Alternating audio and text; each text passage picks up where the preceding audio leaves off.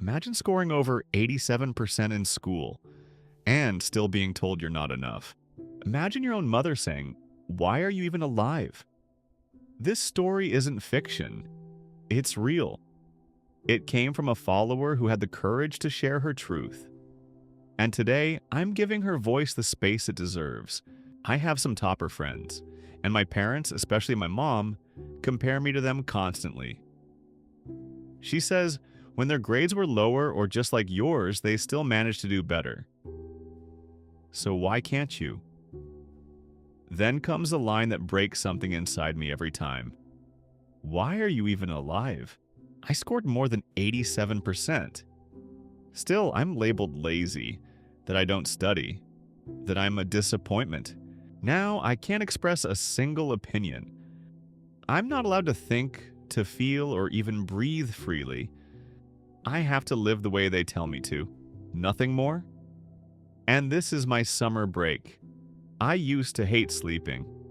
But now, when my parents are around, I sleep or pretend to, because no matter what I do, I get scolded. So sleep became an escape. My guitar, it used to heal me. Music was my safe place.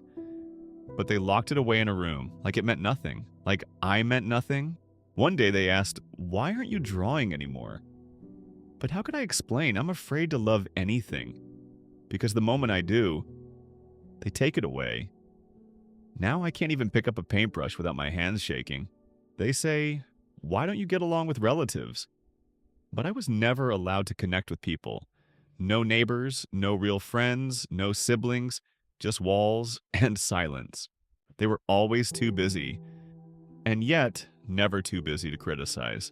Everything I once loved now hurts. They ask, "Why can't you score higher? Why don't you work harder?" But they never saw the effort I put in. They only saw the flaws, the parts they could point at and break down. Sometimes they act proud for a moment, but that fades quickly. The fake praise disappears and their real faces return. They don't know the things I've been through. They don't want to. They make promises they never keep. And I've been let down so many times that I stopped caring. They scold me for gaining weight. But do they even know how little I eat? Do they know I struggled with depression? That I used to overeat just to numb the pain?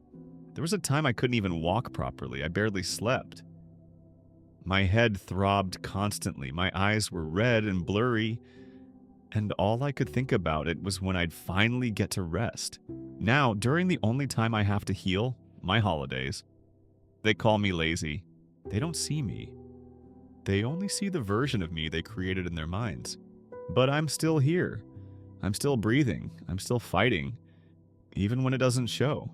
And one day, I hope I'll be free enough to live for myself, not just survive for them. If you made it to this part of the video, thank you, truly, for listening to this story all the way through. If even a small part of it felt familiar to you, share it in the comments. You never know, your words might help someone else feel less alone.